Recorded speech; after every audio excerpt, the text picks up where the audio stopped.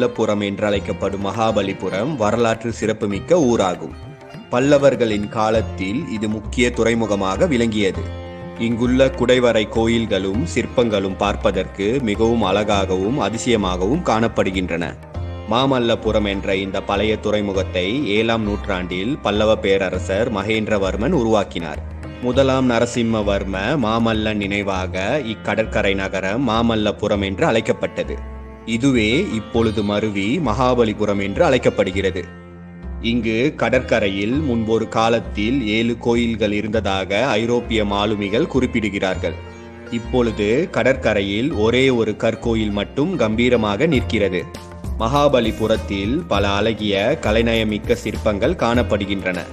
மகாபலிபுரத்தை காண வருபவர்கள் முதலில் பார்ப்பது ஒரு பெரும் பாறையும் அதில் வடிவமைக்கப்பட்ட பல சிற்பங்களும் ஆகும்.